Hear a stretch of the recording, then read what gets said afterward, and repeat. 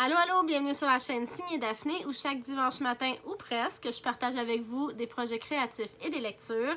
Aujourd'hui, comme nous sommes la veille de la Saint-Jean, je parle de 5 romans québécois à lire absolument.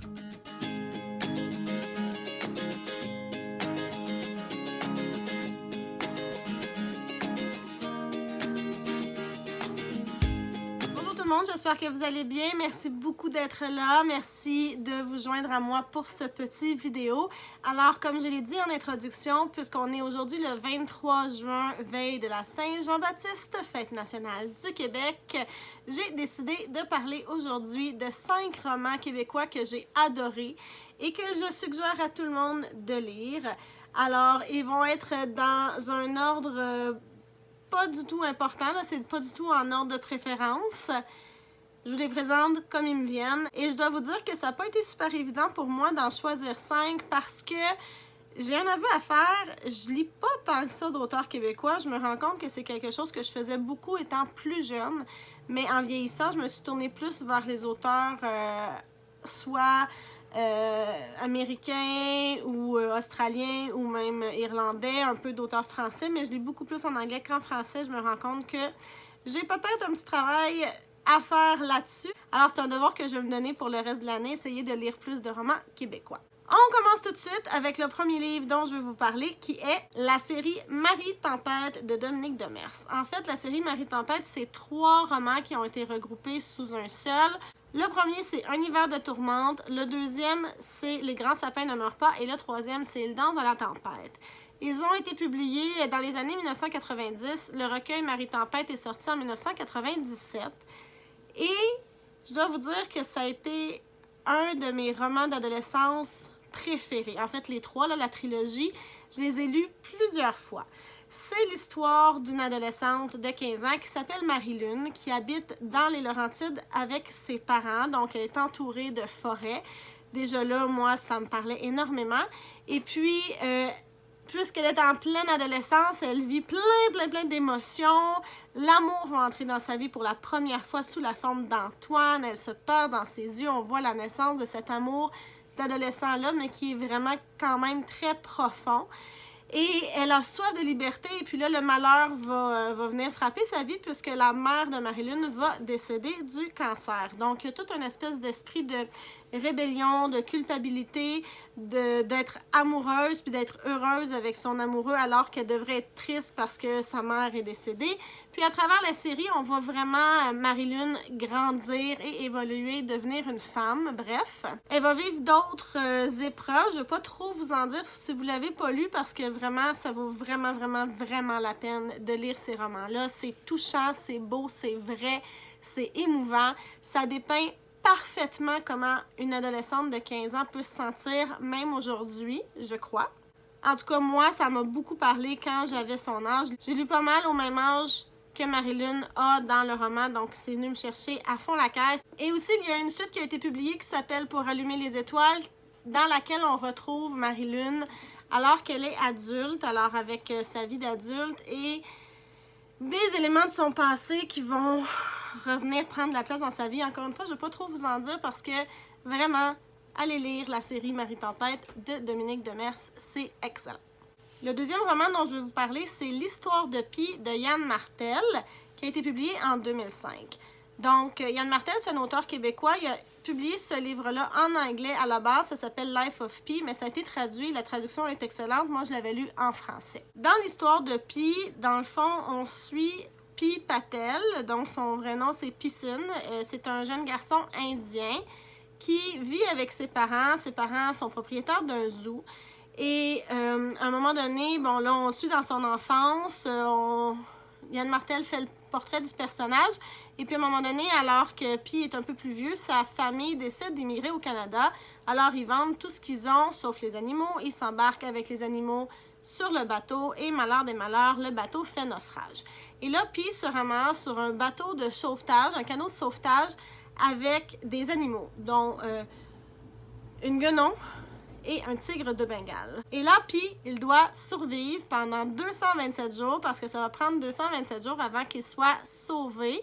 Et dans le fond, le roman, c'est puis qui raconte son histoire, comment il a réussi à survivre sur un bateau avec un tigre, une guenon et d'autres animaux avec lui, parce qu'un tigre, faut que ça mange. Comment ça se fait que c'est pas lui qui a été mangé? C'est ça qu'il nous raconte dans son histoire. Je vais vous avouer qu'au début, moi, j'étais un petit peu sceptique. Je pensais pas que ce serait le genre de roman pour moi parce que beaucoup de gens disaient que le début était lent, ce qui est un peu vrai, et que ça parlait beaucoup de religion. Et puis, moi, personnellement, je suis pas une personne qui croit aux religions créées par l'homme. Alors, je pensais pas que ça viendrait me chercher. Je pensais que je trouverais ça plate puis que ça serait trop un peu prêchi-prêcha. Mais finalement, je me rappelle avoir lu ce livre-là et d'avoir été pris parce que c'était, oui, plus long au début, mais ça installait vraiment bien l'histoire et puis ça nous faisait comprendre qui était notre personnage principal et sa famille, son entourage, d'où il venait. Et puis, après ça, c'était hyper poétique, hyper imagé. Oui, on parlait de religion, mais c'était plus du côté spirituel et il y a un côté philosophique à cette histoire-là, donc un regard sur la société, un regard sur le monde qui nous entoure. Et puis, c'était simplement beau. Il y avait des images qui me venaient en tête pendant que je lisais, puis c'était simplement magnifique. Yann Martel a vraiment un talent pour la description et pour créer des images puissantes. Et d'ailleurs, il y a un film qui a été fait sur l'histoire de Pi et je vous conseille aussi d'aller le voir parce que ça rend quand même bien justice au livre. Alors, allez découvrir ça. D'abord, lisez le livre parce que le livre est toujours meilleur et ensuite, allez voir le film de l'histoire de Pi. Le troisième livre dont je vais vous parler, c'est Le Chant du coq d'Arlette Cousture, qui est le premier roman de la série Les filles de Caleb, un classique québécois tant qu'à moi. Alors, vous avez peut-être déjà entendu parler ou vu la télésérie avec Marina Orsini et Roy Dupuis. Ça aussi, c'est un classique de notre culture québécoise. Mais le roman vaut aussi vraiment la peine. Donc, pour ceux qui ne le savent pas, l'histoire des filles de Caleb, surtout du Chant du coq, c'est l'histoire d'Émilie Bordelot, une jeune fille qui habite en Mauricie, qui a 16 ans et qui désire plus que tout devenir institutrice. Alors, elle devient institutrice dans une école de rang et là, elle rencontre le bel Avila Pronovo qui a son âge et qui va encore à l'école. Et puis, c'est l'histoire de leur amour avec les choix qu'Émilie et Avila vont faire et puis qui va les mener, dans le fond, à leur vie d'adulte. Leur histoire, c'est pas une histoire seulement facile et jolie. Là, c'est une histoire d'amour, oui, mais aussi une histoire de misère parce que leur vie est pas facile. Ça dépeint assez bien la vie au Québec en campagne dans les années 1900 environ, avec tout ce que ça peut comprendre de grandes familles, aucun moyen de contraception, les hommes qui vont dans les camps de bûcherons l'hiver, l'alcool qui peut prendre un petit peu trop de place dans la vie de famille, les couples qui sont séparés pendant de longs mois. Bref, la petite vie, puis des fois la petite misère. C'était vraiment pas toujours facile. Et puis, Arlette Cousture, elle nous dépeint vraiment cet univers-là de façon grandiose. Elle nous fait découvrir des personnages hyper attachants. Ce qui est encore plus intéressant, c'est qu'en fait, c'est l'histoire de sa famille. Donc, Émilie Bordelot, je crois, si je ne me trompe pas, que c'était la grand-mère d'Arlette Cousture.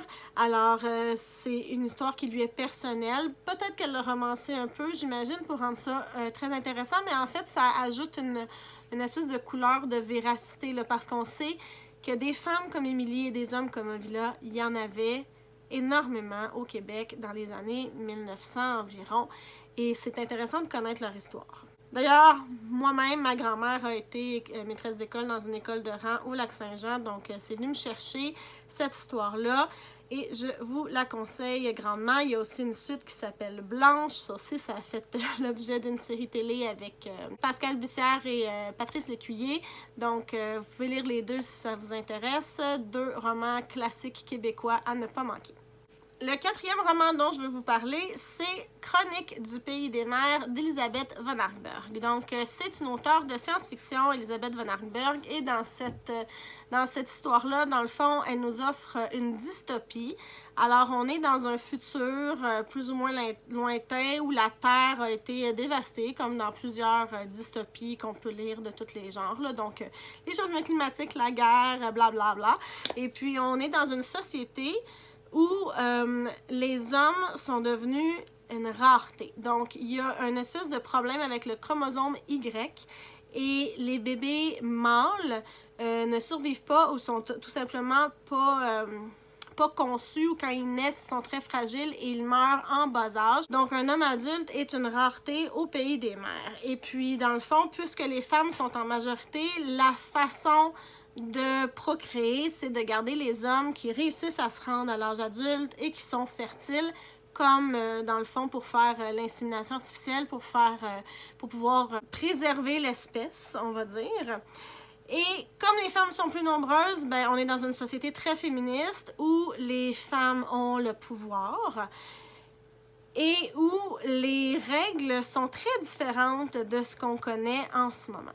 Le personnage qu'on suit, c'est Lisbéi. Lisbéi, elle, on se rend compte, et elle-même se rend compte qu'elle est stérile. Alors, elle ne peut pas porter d'enfant ou d'enfante, en fait. Alors, elle va plutôt se tourner vers la recherche de comment le pays des mers est devenu ce qu'il est, quelle est l'histoire derrière tout ça, qu'est-ce qu'il y avait avant. Le style d'Elisabeth von Arberg n'est pas toujours facile à lire. Il y a beaucoup de bons dans le temps.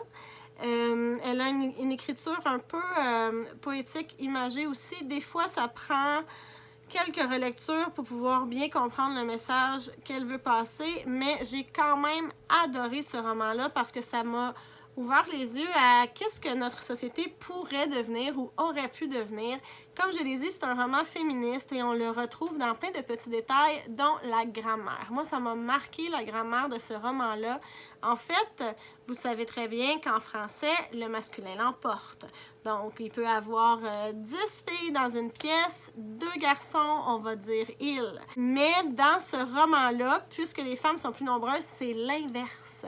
Le féminin l'emporte et les mots sont féminisés. J'ai trouvé ça vraiment fascinant quand j'étais adolescente et que je l'ai lu, dans le fond, début de l'âge adulte, jeune vingtaine. Et puis, ça m'a beaucoup plu. J'ai trouvé ça super amusant parce que, personnellement, moi, il y a certaines règles de grammaire que je changerais parce que ça dénote vraiment la culture dominante masculine dans laquelle on est. Mais bon, ce sera un sujet pour une autre vidéo. Mais j'ai trouvé ça vraiment intéressant de devoir m'adapter aussi à cette grammaire-là qui était différente en me disant, il y a 8 hommes dans une salle, une femme entre et on dit « elle » au pluriel, alors qu'il n'y a qu'une seule femme. J'ai trouvé ça fascinant, j'ai beaucoup aimé. Donc, si ça vous tente de découvrir cette petite histoire qui a un fond quand même profond, avec un regard sur la société très intéressant, un peu philosophique encore une fois, allez lire Chronique du pays des mers d'Elisabeth von Arberg. C'est paru en 1999.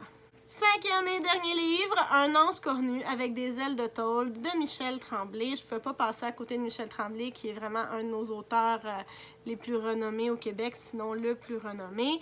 J'ai lu beaucoup de Michel Tremblay dans ma vie, j'ai lu toutes les chroniques du plateau Mont-Royal, mais mon préféré, ça reste Un ange cornu avec des ailes de tôle. C'est paru en 1994 et ça raconte l'enfance de Michel Tremblay, en fait, alors qu'il était un enfant dans le Montréal des années 1950, sur le plateau Mont-Royal, avec tout ce que ça implique dans le fond, un quartier ouvrier, avec tout ce qui peut entourer. Puis ce que j'ai adoré, c'est de pouvoir voir tout ça par les yeux d'un enfant. Et puis le petit Michel, dans l'histoire, il adore les livres, il adore les histoires, sa mère l'encourage là-dedans. Il est déjà un peu différent, donc il se rend compte qu'il n'est pas comme tous les autres enfants. Et c'était tellement chouette à lire là, pour quelqu'un qui aime les livres comme moi, peut-être comme vous.